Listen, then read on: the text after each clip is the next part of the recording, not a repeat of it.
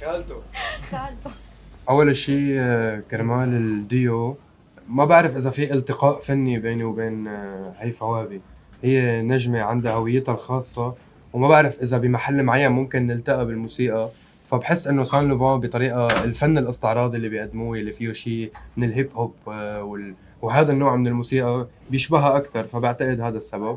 هذه النقطة الأولى. النقطة الثانية، أنا ممنون على هذا الحفل اللي صار رغم التأجيل، رغم ظروف الحرب يلي عم تقطع فيها هي البلد العزيزة علي، يلي حضنتني واللي أنا عايش فيها، لبنان.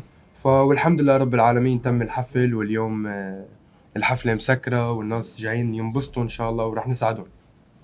شامي، بحوار سابق تمنيت لفضل شاكر انه يظهر من هالازمه اللي هو فيها، وهلا ظهر. اتصلت فيه، تواصلت معه، وهل مره حكيت انه ممكن يكون في يعني شغل مع بعض؟ النجم والأسطورة فضل شاكر، بعتقد إنه هلا بعد طلوعه بعد 14 سنة من العزلة التامة، بعتقد إنه هو عم يتعرض لكثير من الضغط الفني والاجتماعي وعلى جميع الأصعدة. فأنا أكيد دائما مرحب وبتشرف بأسطورة إني غني معه، يعني هذا بيكون وسام شرف على كتفي. إن شاء الله بيوم من الأيام يا رب هيك بس هو يروق وضعه ويرتاح نفسيا. بالنسبة لسؤال، بالنسبة لسوريا يعني بلدي، يعني هي بلدي.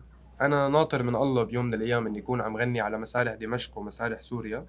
إن شاء الله بوقت ما بيستقر الوضع على جميع الأصعدة السياسية والاجتماعية والاقتصادية، ويكون الشعب جاهز لينبسط ويفرح ويرقص، رح كون من أوائل الناس الموجودين على مسارح بلدي. شرف لإلي هذا.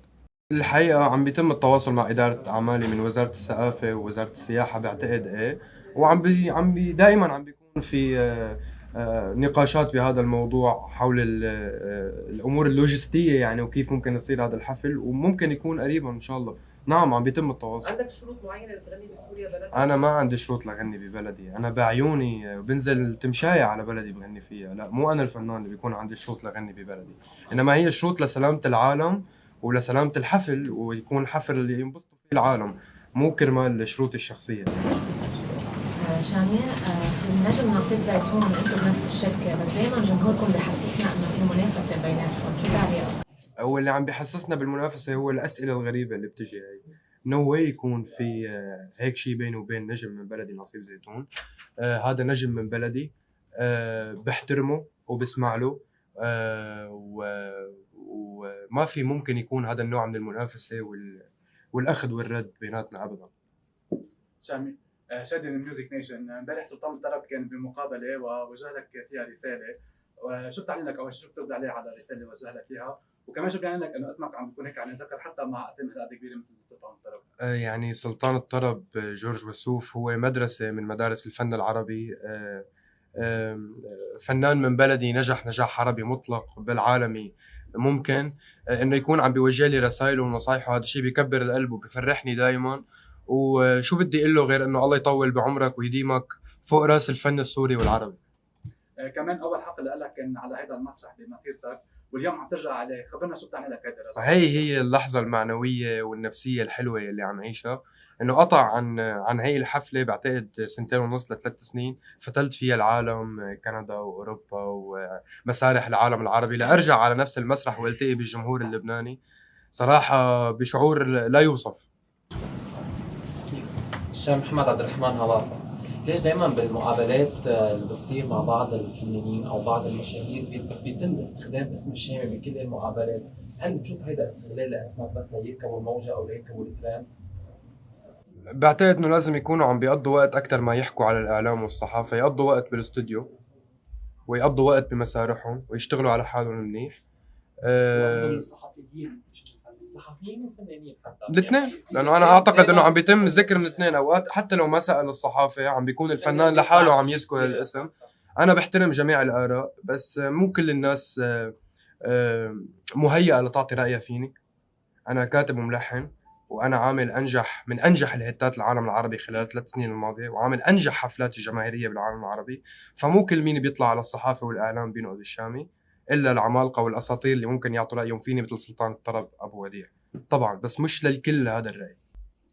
بتحسهم ليبينوا يعني عم بيقول؟ ممكن. هيفا معروفة انه هي بالنسبه للبنات هي ايدل، وكثار من البنات بيقلدوها بطريقه تعاملها حتى مع الشباب يمكن او يمكن حتى بتغني. بتحس انه اول شيء شو رايك بهذا الستايل بشكل عام؟ وهل بتحب تكون مثلا انت مش يا ست شبيه بس انه مثلها بس الشباب مثلا؟ لا انا بحترم حاله النجمه والديفا هيفاء وهبي، بس انا ما انا شخصيا ما ممكن اقدم هذا النوع من الفن بسبب ستيلي وهويتي اللي انا اصلا معروفه عني، اللي انا بعملها دائما. فبس انا كتير بحترم، ولو قطع مقطع من اغنيه انا بسمعها وهيك في حس لذيذ بصوته وباغانيها، بس انا شخصيا لا ما بعتقد. في كثير اغاني بعد بدها تنزل، وفي عمل روجت له انت وريان حركه، كان في صوره بيناتكم بس ما شجع صدر شيء منها، شوف لنا شوي عن تفاصيلها. خلص هي بكشف لك اياها بعدين على السوشيال ميديا. اليوم بعد كل هيدا النجاح شو صار بيعني لك اليوم اسم الشام؟ اسم الشامي هو بيمثل أصولي وجذوري السورية وبلاد الشام ككل، لبنان وفلسطين وسوريا والأردن. وهذا الاسم يلي أنا فخور إنه بعمر 24 سنة حامل اسم كبير إنه الشامي، وعم يفتل العالم بهذا الاسم، وبعتقد إنه هو مسؤولية أكثر من شعور فخر واعتزاز. شامي بونسوار، وجه صار من تلفزيون الوطن، تلفزيون لبنان.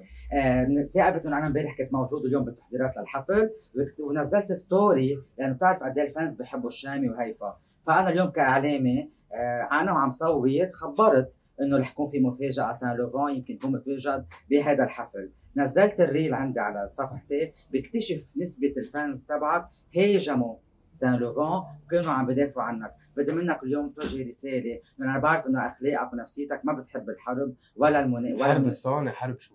اذا بتشوف حرب شنوها الفانز تبعك على سان لوفان. دخيلك شو انت اليوم مثل ما عملوا غير فنانين طلبوا من الجمهور تبعهم الفانز انه ما يهاجموا ولا فنان لانه هن عندهم اخلاق وما بيحبوا هذا الشيء. بدي منك رساله للفانز تبعك تقول لهم هل هجوم على غير فنانين بضر بالشامي او لا هن بنظرك هن عم يدافعوا عنك؟ صار لنا 3 سنين عم نعيش حروب، ما بدنا كلمة حروب بهذا المؤتمر، والله يبعد الحروب. كلمة مش لإلي للفانز. بدك خليني احكي ولا بدك تحكي؟ خبرني، تقعد محلي؟ هلا الدرجة؟ هلا صارت حرب. خلينا نروح نفسر لك. طيب روح خليني افسر لك.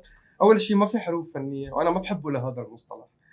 ثاني شيء اليوم في ذوق عام وفي اراء جماهيريه، اكيد بنوجه لهم الرسائل. نحن دائما بندعي انه ما في حروب فنيه، وهذا الشيء ما بصير، خصوصا انه لا يوجد التقاء فني بين شخص بيعمل هذا النوع من الموسيقى وبين الشامي. لو يوجد التقاء فني كنت بقول لك كلامك كصحفي، المفروض انت عارف موسيقى انه مبرر الى حد ما، ولكن هذا النوع من الحروب غير مبرره. اليوم غالبا ما بيكون مسؤول الفنان عن ردود فعل جماهيره. عندي جماهير يمكن ارائهم وردات فعلهم عنيفه، يقبرني ربهم برضه بعنفهم وبمحبتهم، بس اكيد انا بقول لهم بيحترموا كل الفنانين، بيحترموا جميع الاذواق، بيحترموا كل العالم، لانه انا هيك بحترم كل الفنانين وكل الاذواق وكل الاراء بالدنيا. ما انا ما عندي شك باخلاقك، ذاتس واي عم بسالك هذا السؤال. قبرني قلبك.